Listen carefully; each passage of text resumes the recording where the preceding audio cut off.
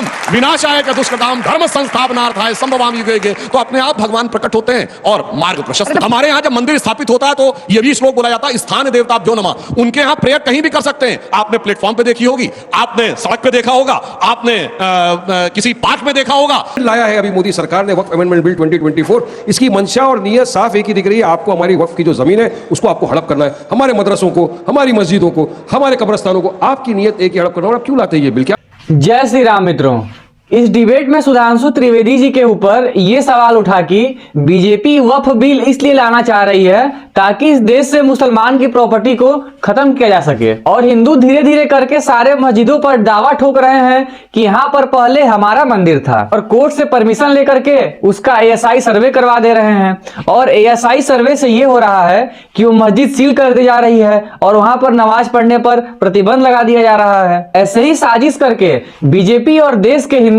मुसलमान को धीरे धीरे देश से बाहर भगाना चाहते हैं। और AIMIM का नेता वारिस पठान जब सुधांशु त्रिवेदी जी से बहस करता है कि आप लोग की नीयत साफ है, वक्फ बिल ला करके आप लोग हमारी प्रॉपर्टी छीनना चाहते हैं, हमें देश से भगाना चाहते हैं, तरह तरह की बातों से जब वो बहस करता है, इस पर सुधांशु त्रिवेदी जी ने क्या कहा आपको देखना चाहिए। तो आइए इस डिबेट को हमारे साथ पूरा देखिएगा। अब आपको समझ में आ जाएगा कि हकीकत क्या है। प्लेसेस ऑफ वर्शिप एक्ट ये कहता है कि 15 अगस्त 47 से पहले की किसी भी स्टेटस में कोई चेंज नहीं होगा। अगर हिंदू समाज को लगता भी है कि हमारा मंदिर वहां था और उसके ऊपर कोई स्थल बनाया गया है तो वो कोर्ट नहीं जा सकते। वक्फ बोर्ड एक्ट ये कहता है कि अगर मुस्लिम समाज किसी भी जगह के ऊपर क्लेम कर दे, वक्फ बोर्ड एक्ट में लिखा है कि समय की कोई सीमा नहीं है। यानी अगर वो ये कह दे कि 300 साल पहले हमारे हिसाब से यह जमीन वक्फ की थी तो भी आप कोर्ट नहीं जा सकते कि आपकी जमीन आज आपके नाम पे है। और यह इस आधार पर है कि तमिलनाडु में तिरुचिरापल्ली जिले में 1500 साल पुराना गांव जिसमें 1500 साल पुराना मंदिर है, यानी जब इस्लाम की तामील भी नहीं हुई थी, वो वक्फ बोर्ड की संपत्ति किस आधार पर बना? उन्होंने कोई रिकॉर्ड निकाला कि 1572 या 1562 में अरकाट के नवाब ने कभी, आप समझिए 450 साढ़े 400 साल पहले अरकाट के नवाब ने लिख दिया था, तो अब आज उनका हो गया। अब जाके आप कोर्ट में साबित करिए कि उनका नहीं था। मुझे लगता है इन दो आधारों के ऊपर जब ऐसा एक पक्षी न्याय होता है तो जनता खुद ब खुद खड़ी होती है। और उसका मैं प्रमाण दे रहा हूं, पहले भी ऐसा हो चुका है।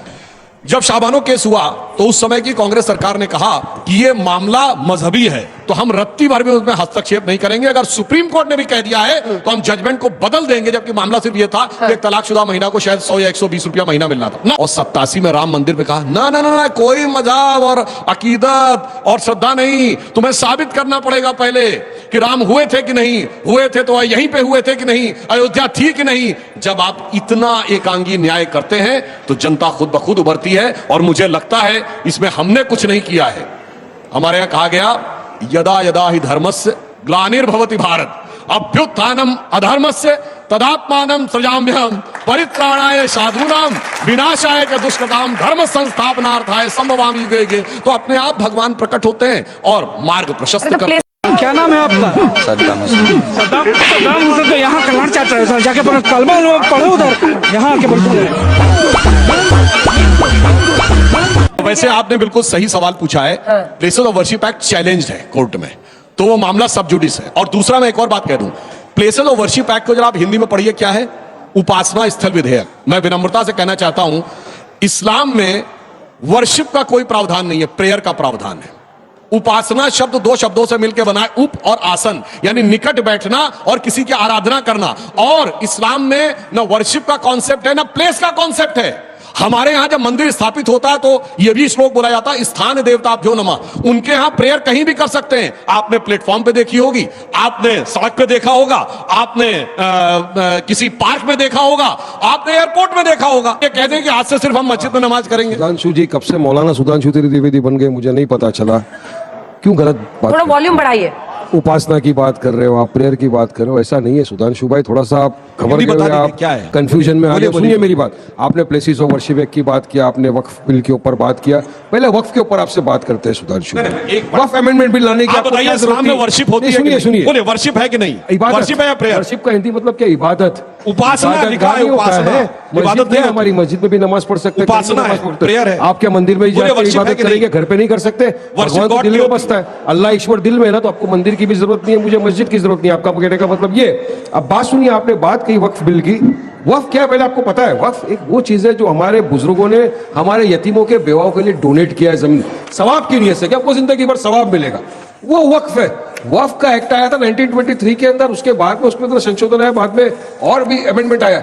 आपने जो अमेंडमेंट लाया है अभी मोदी सरकार ने, वक्फ अमेंडमेंट बिल 2024, इसकी मंशा और नीयत साफ एक ही दिख रही है। आपको हमारी वक्फ की जो जमीन है उसको आपको हड़प करना है, हमारे मदरसों को, हमारी मस्जिदों को, हमारे कब्रस्तानों को, आपकी नीयत एक ही हड़प करना। और आप क्यों लाते हैं ये बिल? क्या जरूरत है जब ऑलरेडी वक्फ बोर्ड है? अगर वहां से किसी को तकलीफ है तो आप चैलेंज कर सकते हो कोर्ट के अंदर, क्या प्रॉब्लम था आपको? लेकिन आपकी नजर है कि 9 लाख एकड़ इनके पास कैसा आ गया? अरे कुदरत की चीज दिया है, खुशी की बात होना चाहिए और बरकत होना चाहिए उसके अंदर। कोई तरीका है भीख मांगने का? काउंटर सवाल है आपसे, दो काउंटर सवाल है। एक सेकेंड, सूरत की शिव सोसाइटी, वहां पर एक व्यक्ति ने अपना एक अपार्टमेंट वक्फ को दान दे दिया, ठीक है।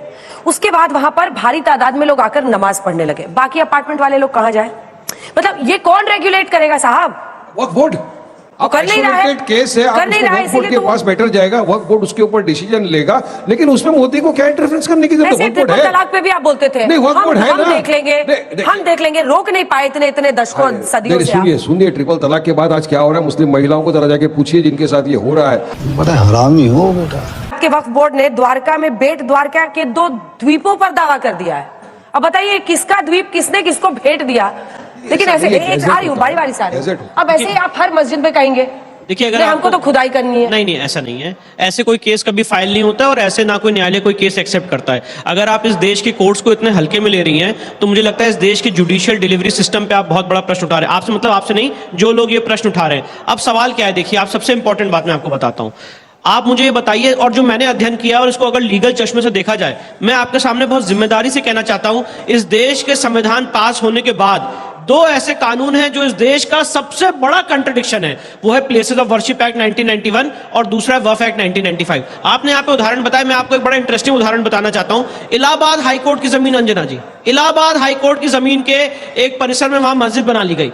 हाईकोर्ट ने कहा कि ये चार्टर्ड हाईकोर्ट है 1861 का, यहां ये वक्फ नहीं हो सकता है। इलाहाबाद हाईकोर्ट को सुप्रीम कोर्ट तक मामला आया और सुप्रीम कोर्ट ने कहा कि नहीं, ये वक्फ की जमीन नहीं है, पर आप इनको ऑल्टरनेट लैंड दीजिए। अब आप देखिए क्या हुआ है इस देश के नागरिकों के साथ। एक वर्ग को यह ताकत दे दी गई, सेक्शन 40 मैं कोट कर रहा हूं वक्फ एक्ट 1995 में, कि if you have reason to believe that any property is a waqf property, आप उसको वक्फ डिक्लेयर कर सकते हैं। और जो एग्रीव्ड आदमी है वो हाई कोर्ट जाए, सुप्रीम कोर्ट जाए, वक्फ ट्राइब्यूनल जाए। और दूसरी तरफ आपने एक पक्ष को रोक दिया कि आप कोर्ट में दावा भी नहीं कर सकते। आज राम मंदिर की लड़ाई 70 साल अंजना जी लड़ी और उसके बाद सुप्रीम कोर्ट ने न्याय दिया। उसी तरह से आपको क्या लगता है जो संभल का केस है, इसकी न्यायालयीन संघर्ष तुरंत डिसाइड हो जाएगा?